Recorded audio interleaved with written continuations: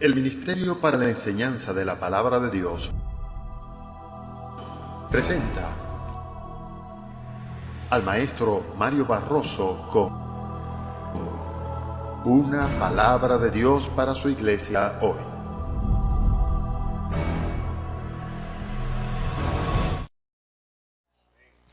Luego de la introducción que estuvimos desarrollando en la clase pasada, hoy vamos a dedicarnos a estudiar a Jesucristo en su naturaleza humana. Yo les explicaba en la clase pasada que la cristología podemos dividirla y de esa manera lo estamos haciendo nosotros acá. ¡Aleluya! Gloria al Señor. En tres partes, en tres formas diferentes. Vamos a hablar de la naturaleza humana de Jesucristo. Vamos a hablar de la naturaleza divina de Jesucristo. Y vamos a estar desarrollando la interrelación que hay entre ambas naturalezas. Amén. Entonces vamos a abrir nuestras guías. Los que no tienen guía ya están disponibles, puede obtenerla. Los que ya la tienen, abra en la página 5. Y vamos a estar entonces desarrollando el capítulo 1 de esta guía, esta materia que hemos intitulado Simiente, un tratado de cristología. Vamos a estar entonces analizando en la vida de Jesucristo su naturaleza humana. Gloria al Señor. Griffin Thomas escribió, y permítame leer estos párrafos, en su famoso libro titulado El cristianismo es Cristo. Repito, el cristianismo es Cristo. Él escribió lo siguiente: el cristianismo es la única religión del mundo que se basa en la persona de su fundador. Uno puede ser un fiel mahometano sin que tenga nada que ver con la persona de Mahoma. Igualmente se puede ser un verdadero y fiel budista aunque no se sepa de Buda absolutamente nada. Con el cristianismo pasa algo totalmente diferente. El cristianismo está ligado a Cristo de un modo tan indisoluble que nuestra visión de la persona de Cristo comporta y determina nuestra visión del cristianismo. La fe cristiana no descansa sobre una iglesia, sobre una doctrina o sobre unos ritos, sino sobre la persona del Hijo de Dios hecho hombre, Jesucristo. Sin embargo, la cristología es realmente fundamental si se entiende que toda la razón de ser de la iglesia, de los dogmas, de los ritos y de las creencias es Jesucristo. Todo es concerniente a Él. Nada hay absoluto sino su revelación, su vida, su abatimiento y su pasión a favor de todos los hombres. Su muerte como pago a favor de todos nosotros y su posterior resurrección consolidan el cristianismo en su persona. Culminamos esta lectura diciendo: la sistematización de las enseñanzas de la Biblia sobre la persona y su obra, o sobre su persona, debo decir, y su obra, es necesaria para estructurar la fe y el resultado de este trabajo, o sea, la doctrina que conocemos como cristología, es decir, tratado o doctrina de Cristo. Cristología es el estudio de Cristo. Debo aclarar que así como hablamos de escatología, de neumatología, de eclesiología, cristología ahora, la cristología es una palabra compuesta entre logia y Cristo, como las otras materias que ya nosotros hemos venido estudiando, o sea, la ciencia que estudia acerca de la persona de Cristo. En una oportunidad Jesús le dijo a sus discípulos, cuando estos se acercaron, Felipe específicamente, y le pidió que les mostrase al Padre, y con eso bastaba, era suficiente. Y Jesús les respondió esta palabra: tanto tiempo hace que estoy con vosotros y aún no me has conocido, Felipe. Quien me ha visto a mí, ha visto al Padre. Y una de las cosas que Dios desea, hermano, que todos nosotros, su pueblo, cada miembro en particular del cuerpo de Cristo, tenga en común, es que en nosotros la gente, el mundo, todos puedan ver también al Padre, al Hijo y al Espíritu Santo. Nosotros somos lo que Él es aquí en este mundo.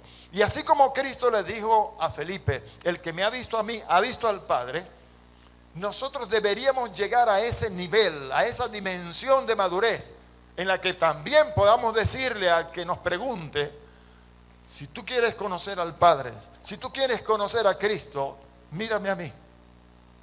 ¿Qué dijo Pablo? Sed pues imitadores de mí, así como yo lo soy de Cristo. Pregunto, ¿quién era Pablo? Un hombre que persiguió la iglesia, un hombre que consintió en el asesinato de los miembros de la iglesia, un hombre que encarcelaba a la iglesia en nombre de su creencia, en nombre de su religión, pero era capaz de ir inclusive al asesinato por aquello en lo que creía. Ese hombre se convierte al Señor, conoció al Señor, se preparó así como todos nosotros para servir al Señor, para acatar aquel llamado que el Señor le hizo, aquel envío al que el Señor le mandaba, de ir a todas las naciones con su palabra. Y él pudo decir, porque conoció a Jesucristo, sed pues imitadores de mí, como hijos amados. Si él pudo decirlo, la pregunta que debemos hacernos nosotros entonces es, ¿también nosotros? ¿Podemos nosotros decirle a otros, sed pues imitadores de mí, así como yo lo soy de Cristo? ¿Qué cree usted, hermano? ¿Usted cree que nosotros podemos llegar a ese nivel, a esa estatura de madurez, en que podamos decirle a la gente, imítenme a mí, así como yo imito a Cristo? La manera de imitar a Cristo es conociendo a Cristo, caminando con Cristo, siendo como Cristo. Por eso yo les decía al principio, en esta canción que estuvimos entonando, somos iguales a Cristo. Tenemos un alma, vivimos en un cuerpo. Nuestro cuerpo es el templo del Espíritu Santo de Dios. Amén. Somos el tabernáculo de Dios. Somos el lugar santísimo de Dios. En nosotros mora Dios. Amén. Y ese espíritu que Dios ha hecho de nosotros es un espíritu santo, justo, perfecto, eterno, divino. Es una imagen y una semejanza tal cual como Él es. Sí, pero como tenemos un alma que viene corrompida del mundo y que trae muchas secuelas en ella, nosotros tenemos que salvar nuestra alma, como dice Santiago en el capítulo 1, versículo 21. Recibid con mansedumbre la palabra implantada, la cual puede salvar vuestras almas. Nuestro espíritu es salvo, nuestro espíritu es eterno. Amén. Somos imagen y semejanza de Dios.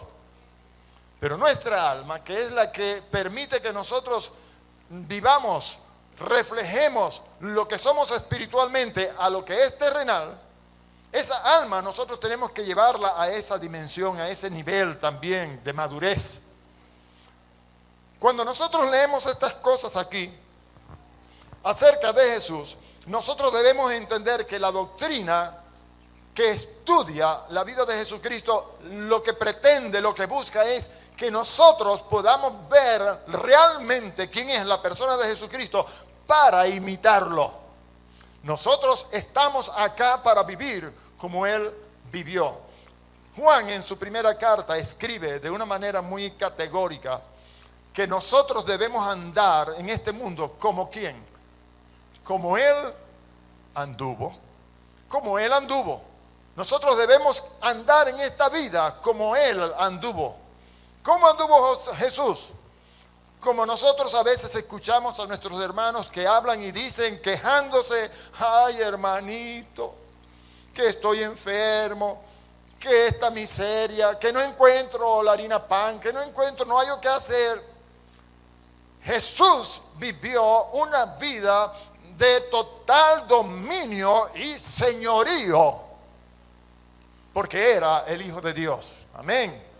Pero la Biblia dice que Él no nos ha dado a nosotros espíritu de cobardía, sino de poder, de amor y de dominio propio. Y Él nos ha entregado a nosotros toda clase, toda especie de bendición en los lugares celestiales en Cristo. Nosotros lo que pasa es que como todavía tenemos esa alma corrompida, contaminada y no la hemos logrado salvar por la falta de conocer a Cristo para imitarle, yo pudiera atreverme a decir lo siguiente. Creo que lo que pasa es que nosotros no caminamos suficientemente con Cristo para que se nos peguen las cosas de Cristo. Hay un dicho, un refrán popular que dice, dime con quién anda. ¿Cómo? Hermano, no lo escuché. Y te diré quién eres. Dime con quién andas y te diré quién eres. Yo creo que no hay persona más oportuna en este mundo, en esta vida, al que nosotros podamos tener de amigo para que esté a nuestro lado, para que nos acompañe a todas partes, que a la persona de Cristo Jesús. Debemos conocer a Jesús, conocerlo realmente como Él es. Mucha gente tiene una concepción de Jesucristo equivocada, errada, como decíamos el sábado pasado.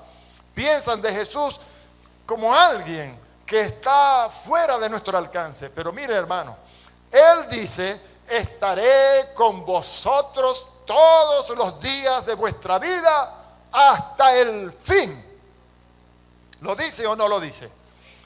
Pero nosotros queremos caminar por esta vida, por este mundo, queremos caminar y dejarlo a Él por allá encerrado en alguna parte. No hay cosa mejor que nosotros podamos hacer que en todo lo que vayamos a hacer en esta vida, en este mundo, le invitemos a que nos acompañe, que camine con nosotros. Si nosotros aprendemos a caminar hombro a hombro con Jesús, a tenerle siempre en cuenta para todos nuestros asuntos, qué diferente ha de ser la vida para nosotros. Créalo, hermano, será así. Camine y usted sienta que Jesús está allí con usted. Él vive en usted, por favor. Lo dejamos por fuera, no lo tomamos en cuenta, tomamos decisiones, hacemos negocios, hacemos lo que sea y no lo consideramos a Él como parte de nuestras decisiones, de nuestros negocios, etcétera, etcétera. Entonces vamos a proponernos pues a conocer a la persona de Jesucristo para que podamos caminar con Él, a aprender de Él, a vivir con Él y hacer todas las cosas con Él. ¿Le parece? Bien. Usted, hermano, puede notar que en el mundo hay miles de religiones diferentes, pero entre tantas solamente hay una, si podemos llamar religión, a esta vida que nosotros hemos decidido llevar, la vida piadosa en Cristo Jesús, si podemos llamarlo religión entre comillas, ¿sí? La única en el mundo entero, a través de todas las edades, que está fundamentando una iglesia, una edificación, un cuerpo sobre la persona de Jesucristo. Yo te digo, Pedro, que sobre esta roca edificaré mi iglesia. ¿Cuál roca? La revelación que Dios le dio a Pedro de que tú eres el Cristo, el Hijo del Dios viviente. Sobre mi persona yo voy a edificarme la iglesia. Y las puertas del infierno no prevalecerán contra ella. No habrá nada que salga del infierno que tenga poder alguno sobre nosotros, la iglesia. La iglesia, hermanos, caminará y el diablo y todo lo que venga del infierno se tendrá que apartar, porque los que vamos caminando aquí somos uno que es igual que Jesús. Por tanto tiempo a la iglesia del Señor se le ha mantenido sumergida en una ignorancia tan terrible, hermanos, que hemos visto a un pueblo cristiano vivir como si fueran mendigos y pordioseros en este mundo.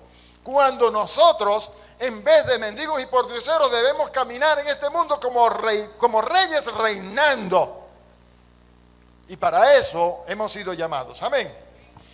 Bien, ¿qué fue lo que pasó entonces con Jesús? Ya nosotros conocemos que en el principio, como dice Juan en el capítulo 1, los versos 1 al 3, era el Verbo. Y el Verbo era con Dios. Y el Verbo era Dios. Este era en el principio con Dios. Todas las cosas por Él fueron hechas. Y sin Él, nada de lo que ha sido hecho fue hecho. En Él estaba la vida, y la vida era la luz de los hombres. Sabemos entonces que Cristo era Dios y que todas las cosas que existen en este mundo terrenal, en este mundo físico, fueron hechas por Él, y nada, dice la palabra, de lo que fue hecho sin Él se hizo. O sea que Él estuvo allí protagonizando esta obra de creación que Dios llevó a cabo. Pero, ¿qué fue lo que pasó? Ya nosotros hemos hablado de esto, no lo voy a repetir. Usted tiene ya conocimiento de que Dios, cuando colocó a Adán y a su esposa Eva, ellos incurrieron en transgresión, pecaron, se rebelaron contra Dios. El pecado entró a la humanidad y la humanidad se perdió. Dios prometió que habría de venir una simiente de la mujer, la cual nos llevaría a nosotros otra vez ante la presencia de Dios, restaurándonos en nuestra relación con Él. Y gloria al Señor, en Cristo Jesús, nosotros ahora hemos vuelto a la presencia de Dios. Estamos en su presencia, podemos entrar con entera libertad al lugar santísimo celestial, porque hemos sido otra vez amistados con Dios. Amén. Gloria a su nombre. Eso fue gracias a que Cristo, cuando vio que el hombre se había perdido, Él nos amó. El Padre miró al mundo, miró al hombre que había creado para colocarlo como el rey de este mundo, y dijo: no vamos a dejar al hombre que se pierda para siempre. Le sacó del huerto para que no comiera del árbol de la vida y quedara permanentemente, eternamente en perdición, sino que le rescató de allí. Y con el transcurrir de los tiempos, Cristo Jesús vino a través de María, y eso ya lo hemos explicado. Cuando Jesús nace de la mujer, allí ocurrió algo bien interesante, que es de lo que vamos a estar estudiando en esta hora. Hay varios milagros que están involucrados en este asunto de la encarnación de Cristo. Dios se hizo carne. La una es que hubo una unión de dos naturalezas, la divina y la humana. La naturaleza divina se unió con la naturaleza humana. Y me detengo brevemente para darle un toque, porque es bueno que usted siempre mantenga esto fresco en su espíritu. Nosotros somos también tanto humanos como divinos. Nuestro espíritu, hermanos, es divino. Eso lo dice Pedro en su segunda carta, capítulo 1, versos 3 y 4.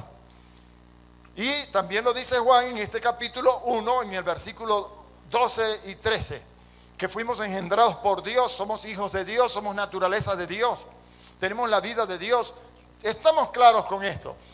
Cristo, en la persona de Cristo estaba la naturaleza divina y la naturaleza humana, y ahora en nosotros, gracias a la obra de Cristo, también está una naturaleza que es divina y la naturaleza humana. Lo que quiere decir que nosotros tenemos tanto acceso a las cosas espirituales, las cosas que están arriba, como a las cosas terrenales, las cosas que están abajo. Amén. La unión hipostática es algo que pertenece a la persona de Jesucristo. Yo estoy hablando que nosotros somos un espíritu que es santo y que es similar, imagen exacta de la imagen que tiene Dios. Somos imagen y semejanza de Dios. La unión hipostática, de eso vamos a hablar un poco más adelante, es algo que corresponde a la persona de Jesucristo, porque Dios no tenía parte con el hombre, o el hombre no tenía parte con Dios.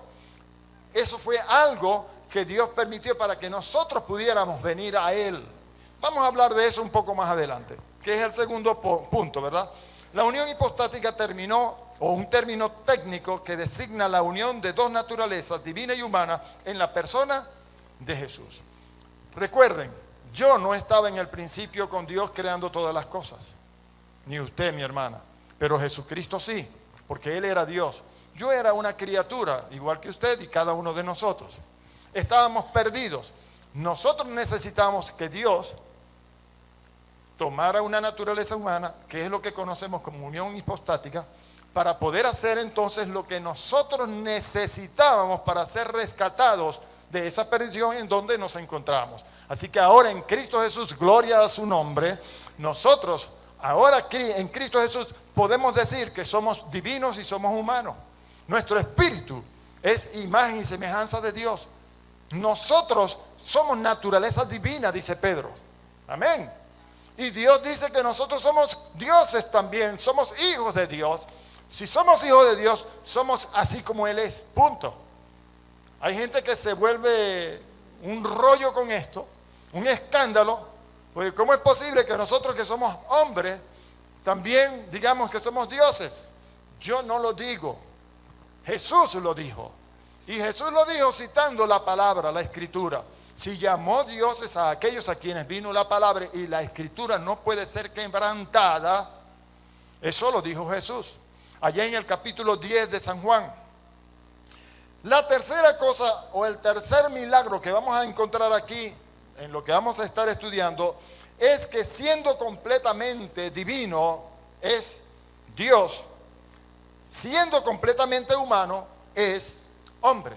Jesucristo, siendo divino, es Dios, pero siendo humano es hombre. Ahora, vamos a desarrollar esto y vamos a tratar de comprender lo siguiente. No es que cuando Jesucristo, en esa unión hipostática que se llevó a cabo, la naturaleza divina de Dios uniéndose con la naturaleza humana, no es que dio lugar a que se creara una tercera naturaleza, ya de esto hemos hablado, lo hemos explicado. No hay tal cosa como que Cristo, siendo Dios, se fungió o se fundió en una sola cosa, en un solo elemento con el hombre, para crear un tercer elemento. Así que dejaría de ser Dios y dejaría de ser hombre para hacer otra cosa, que es un Dios hombre. No, Él no se fundió, Él se unió. Él es una unidad. El Espíritu nos enseña a nosotros todas las cosas que pertenecen a Dios. Bueno, vamos a tratar de entender esto con claridad. Jesús, 100% Dios, amén, pero también 100% hombre. 100% Dios, 100% hombre. Por eso es que Dios se presenta ante los hombres, representando a Dios ante los hombres, y se presenta ante Dios representando a los hombres para con Dios. Me explico.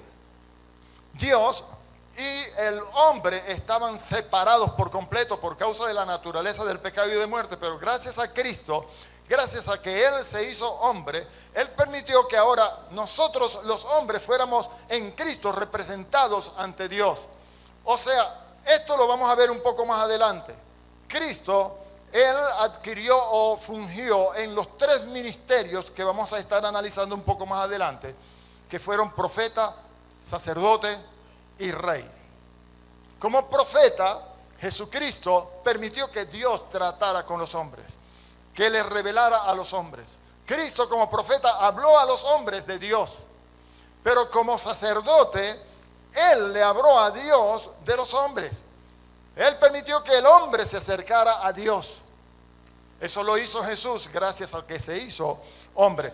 Y Dios declara de Jesucristo que el sacerdocio que Él recibió es según el orden de Melquisedec.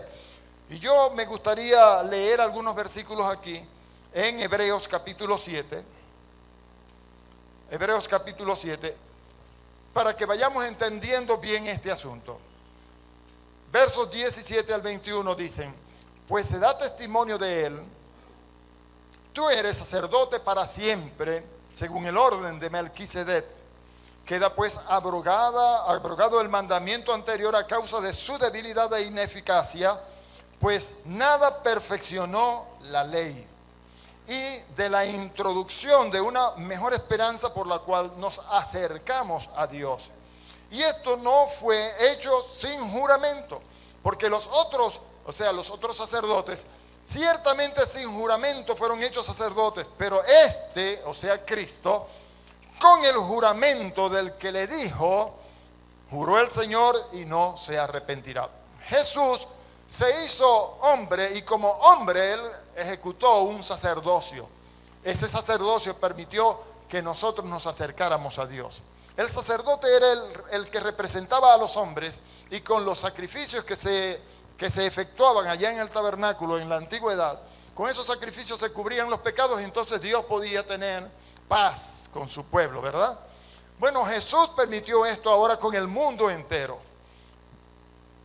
Hay una concesión acerca de esto que vamos a entenderla cuando analicemos aquí en Lucas capítulo 1 versículos 30 al 38.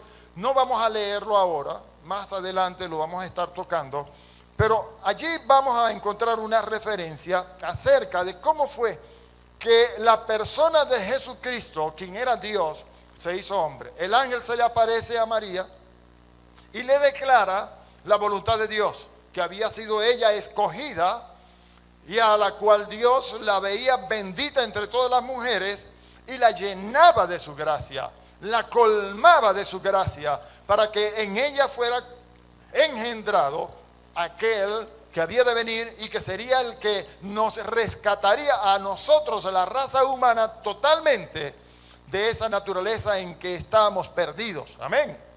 Ahora, gracias a que esta mujer recibió de parte del Espíritu de Dios a la persona de Jesucristo en su vientre, él puede nacer como un hombre. Bien, en este pasaje del capítulo 1 vamos a encontrar que esa concesión se realiza siempre por la unión de dos simientes, ¿verdad? O semillas de una misma especie. Ya hemos explicado nosotros que Dios estableció una ley que conocemos como la ley de género, la ley de la creación. Toda especie produzca según su género. No voy a abundar en esto, sencillamente le doy un breve toque para recordarles, para que usted los mantenga presente, que cuando el ángel le habló a María esto y el Espíritu vino como sombra sobre ella y engendró a la persona de Jesucristo, allí estaba pasando algo tremendo que nosotros no podemos olvidar.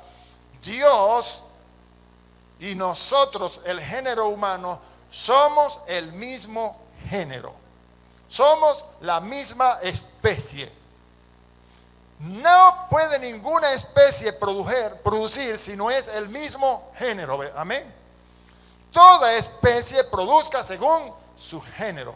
Si Dios pudo engendrar en María, que es raza humana, es porque María, que está representando a todo el género humano, es la misma especie que es Dios. Amén. ¿Estamos claros con esto? No se me escandaliza, ¿verdad? Si tiene un bloque por allí escondido para tirármelo, por favor quédese tranquilo, no lo haga. Toda especie produzca según su género. Lo que nosotros debemos entender, hermanos, con esto es que Dios, cuando trajo a su Hijo Jesucristo al mundo a través de una mujer, lo pudo hacer gracias a que la mujer que representa al género humano, en este caso, es el mismo género de Dios, la misma especie de Dios. ¿Qué dice Juan en el capítulo 1, versículos 2 en adelante?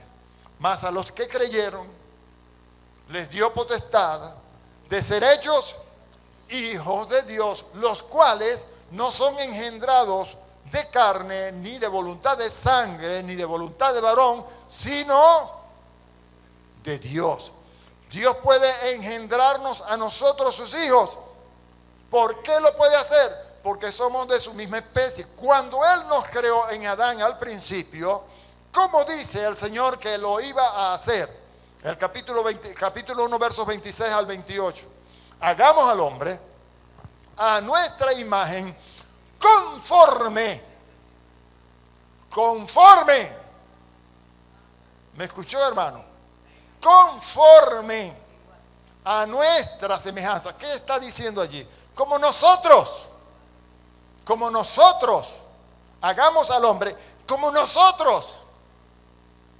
Padre, Hijo y Espíritu Santo. En el principio era el Verbo, y el Verbo era con Dios, y el Verbo era Dios. Este era en el principio con Dios. todas las cosas por Él fueron hechas. Allí estaba Dios en su forma plural diciendo, vamos a hacerlo como nosotros. Amén. ¿Por qué Dios pudo engendrar en María a su Hijo Jesucristo? Porque somos la misma especie. ¿Por qué Dios pudo engendrar en nosotros a sus hijos? Porque somos la misma especie. Gloria a su nombre. Amén. Hermanos, esto entiéndalo y grábeselo, porque si usted esto lo mantiene en su conciencia, en su espíritu, con claridad, su vida no puede ser la misma. Hay mucha gente viviendo un cristianismo totalmente errado. Están fallando al blanco porque no entienden estas cosas. Bien, sigue diciendo que esta naturaleza que Jesús estaba adquiriendo cuando fue engendrado en María, pudo traer sangre pura. ¿Cuántos han leído el libro de Ruth?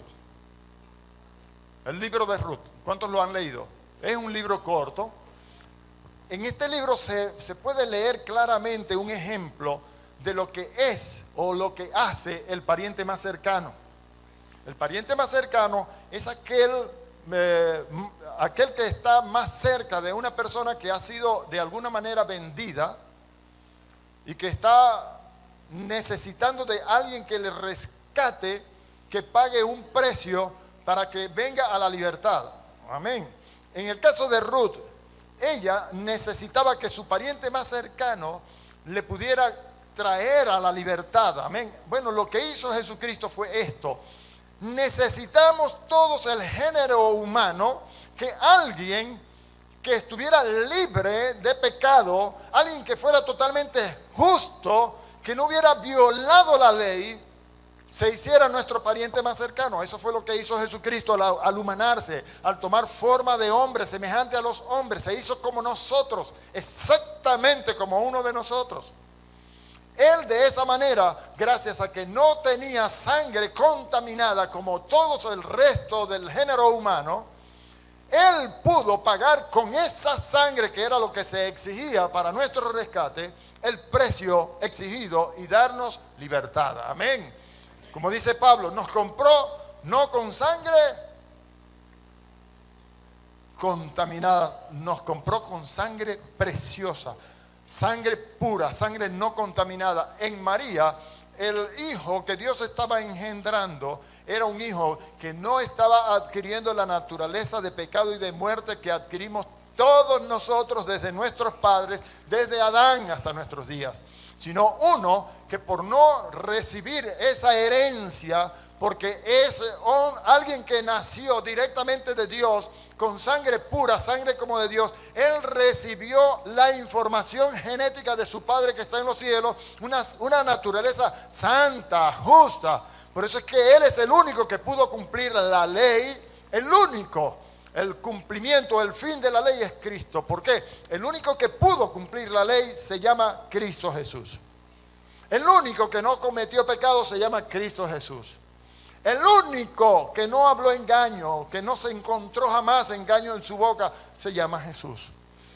Él es el único que podía hacerse nuestro pariente más cercano.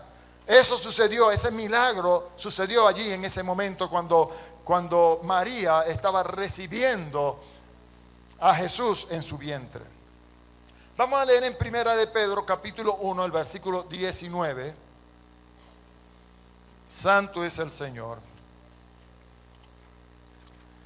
Dice, sino con la sangre preciosa de Cristo, como de un cordero sin mancha y sin contaminación. Ya todos nosotros sabemos, no vamos a desarrollar esto, no nos vamos a extender en esto, que en la antigüedad el pueblo de Israel venía a Dios con sacrificios, con carneros, con ovejas, con bueyes, y que este sacrificio se utilizaba para tomar el lugar de aquel que pecaba, y derramando su sangre y ofreciéndola a Dios, ellos eran cubiertos por un tiempo de su pecado. Anualmente se hacía un sacrificio especial que lo hacía el sumo sacerdote, y que esta sangre era colocada allí en el ¿cómo se llama? El propiciatorio, en el arca, pues. Y de esta manera por un año el pueblo quedaba cubierto de ese pecado. O sea que por un año Dios al pueblo no lo veía pecador por causa de ese sacrificio ejecutado a favor de estos por el sumo sacerdote. Amén. Cuando Cristo nace y Él recibe esa sangre pura de Dios sin contaminación, Él pudo también ser o hacerse nuestro sacrificio sustitutorio. Él pudo ir y pagar el precio de rescate que se exigía a nuestro favor. Por eso es que dice aquí Pedro que Él nos rescató con sangre preciosa, como de un cordero sin mancha y sin contaminación. Amén. Eso todo estaba pasando allí. La semilla que Dios usó para engendrar a Jesús fue su palabra. Como leemos allí en 1 de Pedro 1:23, siendo renacidos, no de simiente corruptible, ¿se ve? Sino de incorruptible, por la palabra de Dios que vive y permanece para siempre. Simiente incorruptible. Por eso es que Él es el monogene, el unigénito, el único de un gen, el único que nació con la información genética de alguien en quien no hay pecado. ¿Saben? Hay dos cosas que Dios no puede hacer. Una de ellas, ¿cuál cree usted que es? Dios puede mentir. Dios puede pecar. Dios no puede pecar. Imagínense, si Dios pecara, dejaría de ser Dios. Así que la palabra de Dios era una simiente que se estaba depositando en María, y esa era una simiente incorruptible, totalmente pura. Amén. El entorno de la concesión fue favorecido y generado por la obra del Espíritu Santo y realizada por el Padre Celestial. O sea que todo esto fue realizado bajo un contexto de milagro. Es un milagro maravilloso que Dios hizo porque nos amó. De tal manera amó Dios a la iglesia Vino Nuevo, a la iglesia pentecostal. No, ahí no dice que habló a la iglesia, que amó a la iglesia. Dios amó ¿qué cosa? Al mundo. Y el Señor Jesucristo vino como cordero para dar su vida ¿por quién? Por el mundo. Y hermanos, todavía hay gente en la iglesia del Señor que cuando ven a alguno en el mundo, sienten o desprecian a esta gente del mundo sin pensar que por ellos vino Jesús y se dio en la cruz del Calvario para salvar lo que se había perdido. Nosotros debemos amar al mundo, pero en el sentido de la palabra, en el sentido en que Dios lo amó, en el sentido de querer rescatarles también, no para practicar lo que practica el mundo. Nosotros debemos amar al mundo como lo amó Dios, que estuvo dispuesto a dar a su único hijo para que todo aquel que en él crea no se pierda, sino que tenga vida eterna. Amén. Nosotros debemos darnos también, como hijos de Dios que somos, para salvar lo que se había perdido. Hermanos, sí, pero hoy día hay muchos que quieren, yo quiero ir al ministerio, Señor. Sí, pero me pones en una iglesia grande, me das una casa y me das un buen sueldo, unos 10 millones por lo menos, y un carro en la puerta de la casa. Ah, sí, yo quiero ser un ministro de Dios, pero que papa upa. Hay una pastora también de ñapa, ¿no? Gloria a Dios. Completo, pues, fallo. Miren, hermanos, hay mucha gente que quiere ir al ministerio, pero no quiere pagar el precio. Jesús pagó un precio, ¿verdad? Su propia vida. Dios no nos está demandando a que nosotros vayamos también a una cruz en el Calvario para darnos en sacrificio por otros, porque ya no necesitamos, el mundo ya no necesita más sacrificios. El sacrificio de Jesucristo fue suficiente para siempre. Ya el mundo no necesita de más sacrificio. Eso era en la antigüedad, en la ley, que se sacrificaba continuamente y se necesitaban sacerdotes diferentes cada vez. Ahora Jesús es según el orden de Melquisedec, sacerdote para siempre, y Él se hizo un cordero puro, sin mancha, sin contaminación, y con su sacrificio Él para siempre hizo lo que tenía que hacer a favor del mundo. Amén. En Filipenses capítulo 2, versículos 5 al 8, un pasaje que lo hemos trillado, si se quiere, que ya lo hemos estudiado mucho, dice: haya pues en vosotros este sentir que hubo también en Cristo Jesús. Yo no sé qué entiende usted antes de continuar la lectura. No sé qué entiende usted. Pero ¿qué es lo que el Señor por el apóstol Pablo nos está diciendo a usted y a mí? Haya pues en vosotros. ¿Quién se considera parte de ese vosotros? Déjenme verlo. Escuchar ese amén. Todos. Haya pues en vosotros este mismo sentir. Esa palabra sentir allí también se puede traducir manera de pensar, la misma mente como tiene Jesucristo. Haya pues en vosotros esta misma manera de pensar que hubo en Cristo Jesús.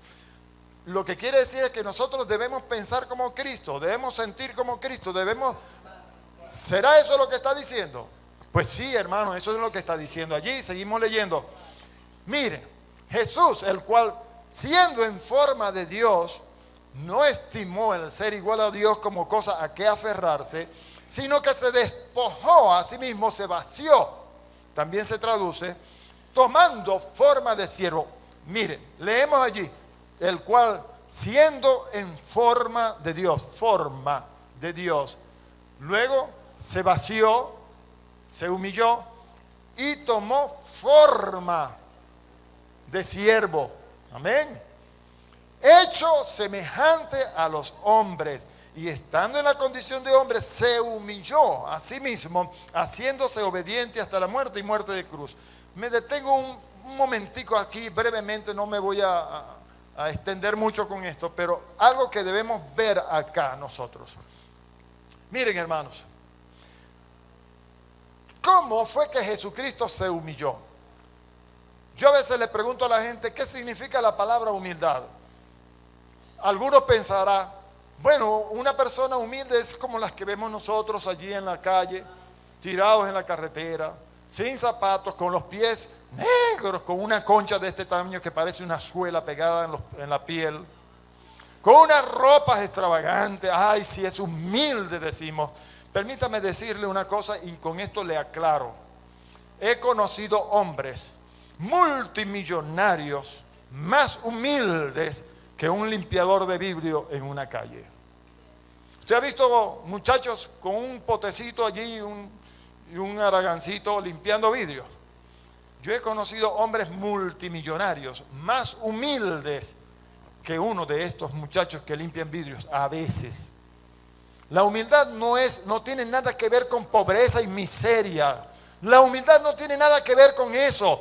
Aprendamos de Jesús. La idea o lo que se nos demanda es que tengamos la misma manera de sentir, de pensar que hubo en Cristo Jesús. Él, siendo en forma de Dios, no estimó el ser igual a Dios como cosa a que aferrarse, sino que se vació, tomando forma de siervo, hecho semejante a los hombres. ¿Para qué, hermanos?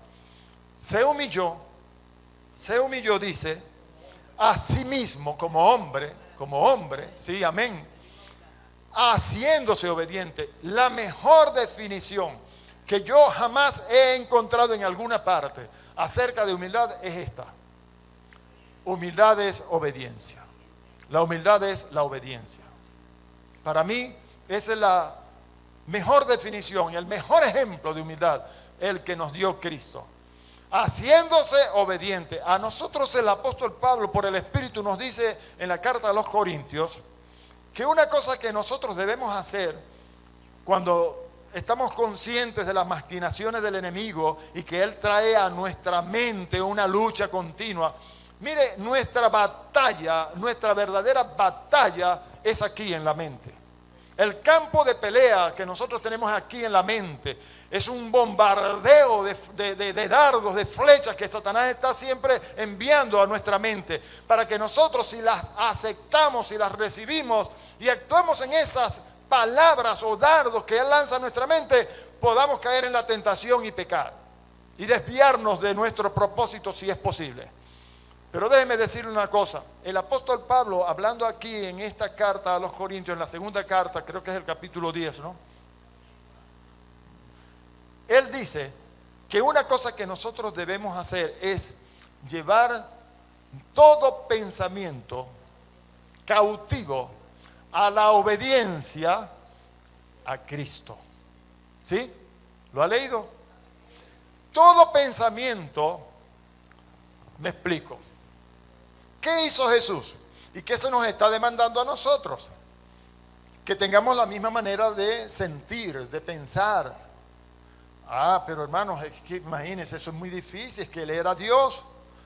Volvemos otra vez con lo mismo. Ya yo les dije que Él nada de lo que hizo aquí lo hizo como Dios, Él lo hizo como hombre. No se lo olvide, por favor, no me lo vuelva a repetir. Aleluya. Todo lo que Jesucristo hizo lo hizo como Dios. No, lo hizo como hombre. Hermano, pero es que Él lo pudo hacer así porque Él era Dios. Mire, Pablo en la carta a los Corintios, en la primera carta, en el capítulo 2, claramente dice que nosotros tenemos la mente de Cristo. ¿Lo dice o no lo dice? ¿Tenemos la mente de Cristo? Si tenemos la mente de Cristo y como decíamos en la canción, somos iguales a Cristo, somos imagen y semejanza de Dios, por supuesto.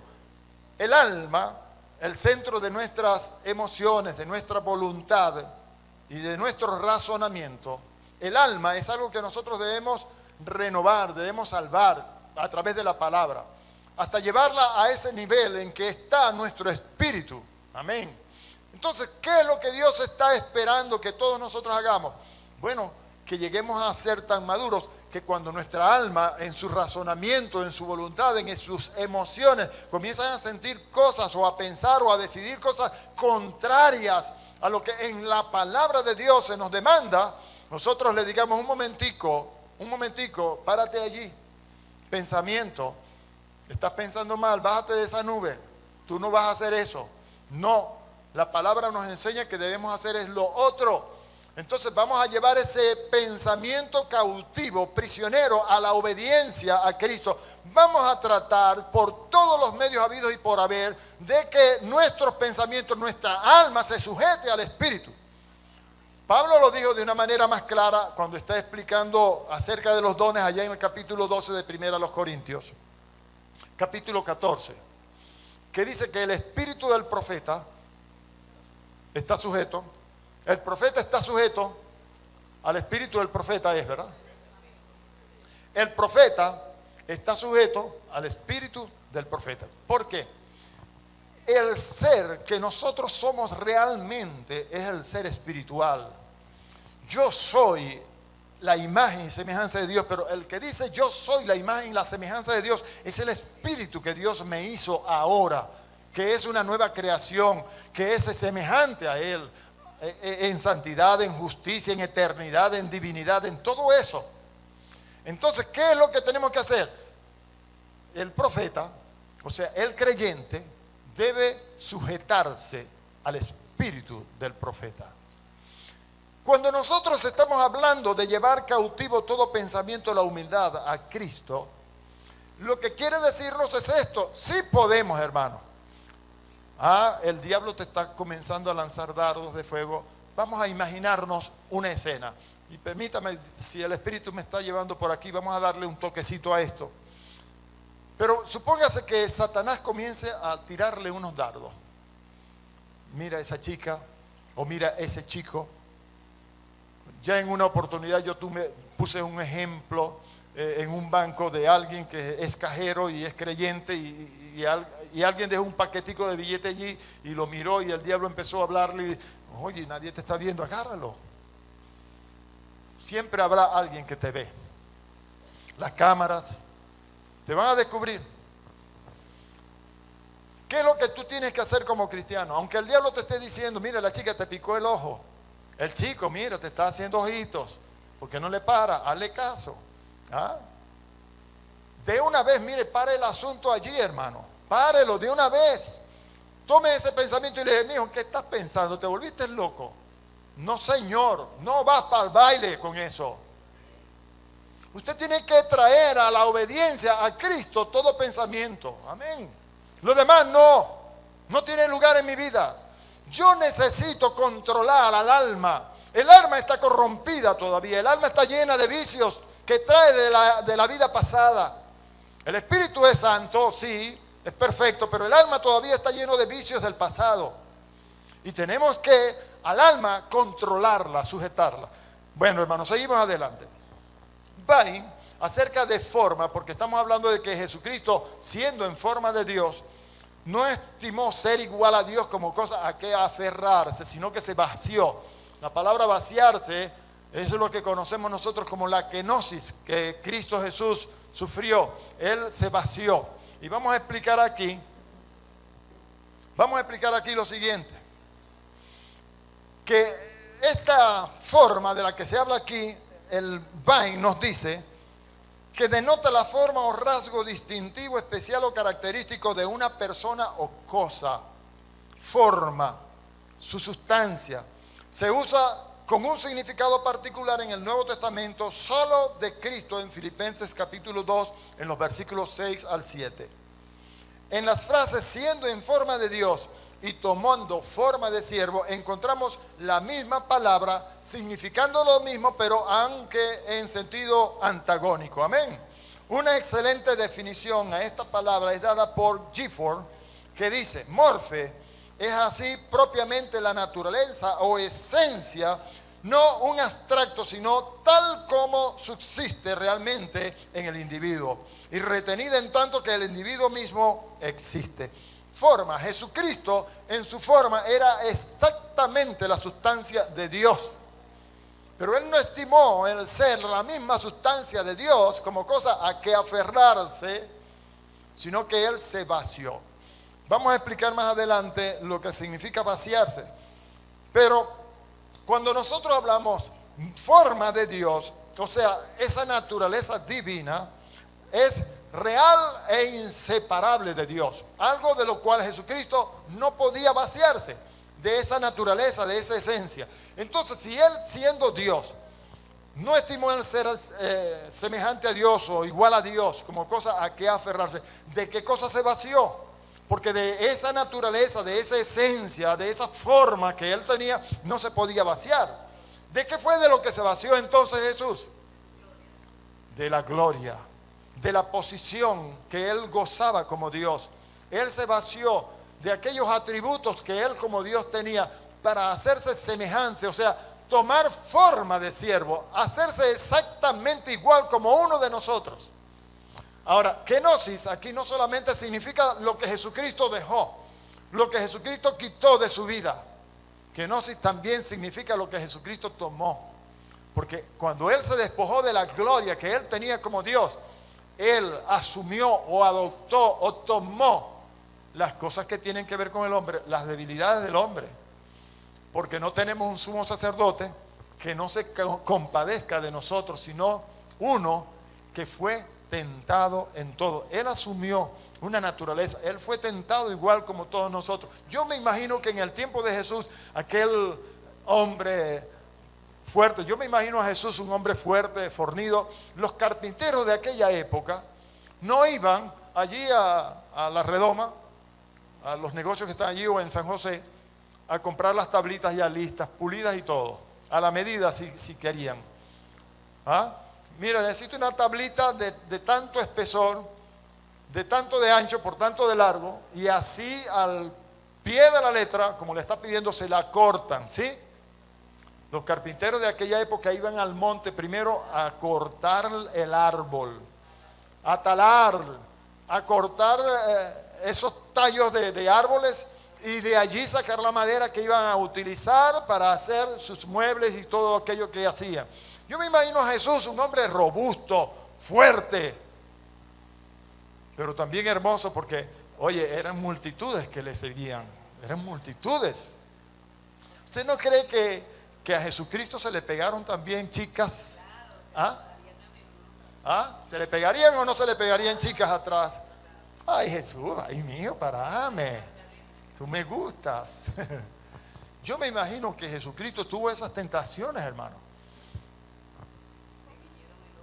¿Ah? ¿Usted cree que a Jesús le cayeron también encima?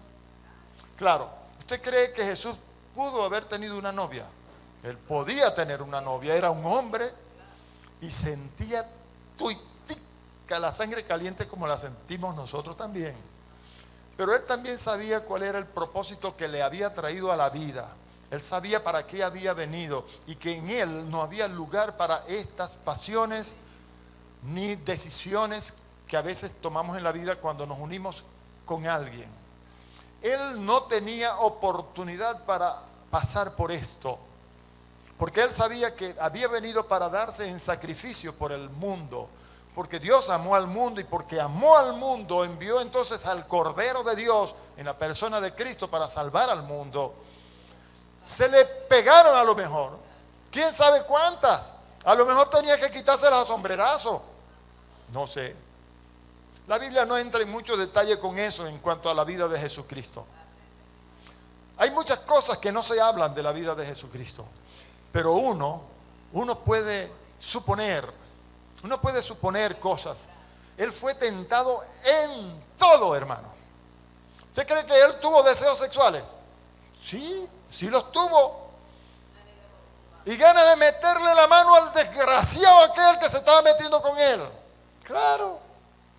Bueno, no hizo un fuete y se fue al templo allá a donde estaban los cambistas y los ladrones esos que estaban metidos allí y empezó a tumbar mesas y qué mondenguero que formó Jesucristo allí. El celo de tu casa me constriñe. ¿Usted cree que Jesucristo no se cogió una arrebradera allí en ese momento? ¿Ah? Hermano, uno que fue tentado en todo. Él pasó por todas las pasiones. Miren, los hombres de la antigüedad, todos ellos pasaron las mismas pasiones que todos nosotros, ¿sí? ¿Sí? Todos ellos vivieron lo mismo. Sí. Bueno, David, sin vergüenza esa ni se diga. 300 esposas, naguara. 700 concubinas. Salomón. Aunque David también fue más pájaro bravo que no juegue. ¿Ah? Sí, señor. Sin embargo, hermanos, en nuestro tiempo es diferente porque aquellos hombres no habían nacido de nuevo. Ellos no habían recibido la naturaleza santa, pura, justa, eterna, divina, como tenemos nosotros hoy en Cristo Jesús. Porque ahora nosotros somos una naturaleza nueva, una nueva creación, una creación que nunca antes había existido. Nosotros somos una creación totalmente nueva. Al que no conoció pecado, por nosotros lo hizo pecado para que nosotros fuésemos hechos justicia de Dios en él. De modo que las cosas viejas pasaron y aquí todas son hechas nuevas. Somos una nueva creación. Otra vez somos la imagen y la semejanza de Dios, pero ahora nosotros recibimos algo que no tenían aquellos allá en Edén. Y hermanos, discúlpeme un momento. Voy a darles un toquecito aquí que quiero que lo agarre, por favor. Si Adán y Eva hubieran tomado del árbol de la vida, fueran eternos, ¿verdad? Pero en pecado. ¿Saben qué Dios hizo por nosotros cuando creímos en Jesucristo? ¿Ah? No solamente nos hizo lo que aquellos querían ser. Seréis como dioses, conociendo el bien y del mal. Bueno, la Biblia dice que nosotros somos como Dios. Somos hijos de Dios, casi nada. Somos engendrados por Dios. Pero al hacernos una nueva creación, ¿sabe qué Dios hizo por nosotros también? Nos dio a beber del árbol de la vida. Nosotros hemos comido el fruto del árbol de la vida. Por eso es que tenemos vida eterna en Cristo Jesús. Aquellos no comieron, gracias a Dios, porque nos habríamos perdido para siempre. Pero ahora nosotros en Cristo Jesús recibimos la vida eterna, ¿sí? Tenemos la ciencia de Dios, tenemos todo el conocimiento, tenemos la mente de Cristo. Somos como Dios, imagen y semejanza de Dios. Amén, la mente misma de Dios está en nosotros. Pero también tenemos la vida misma de Dios, la vida eterna. Comimos del árbol de la vida, amén. Gloria a Dios. Lo había pensado. aquellos no comieron del árbol de la vida. Dios tuvo que poner querubines con espadas e impedir que ellos alcanzaran el árbol de la vida y comer de él, por si hubiera perdido para siempre. Pero a nosotros, por solamente creer por la fe en Jesucristo, nos dio a beber de ese árbol. Ahora tenemos vida eterna. Amén. Vamos a concluir entonces, hermanos. Gloria al Señor. Vamos a concluir entonces con esto. Estamos en la página 7. El verdadero significado de morfe en la expresión forma de Dios queda confirmada por su repetición en la frase correspondiente forma de siervo. Se admite universalmente que las dos frases son directamente antónimas y que por ello forma tiene que tener el mismo sentido en ambas. Amén. Entonces, Jesucristo no estimó el ser igual a Dios como cosa a que aferrarse, sino que Él se vació. Más adelante en la próxima clase vamos a seguir explicando esto de la naturaleza humana de Jesús.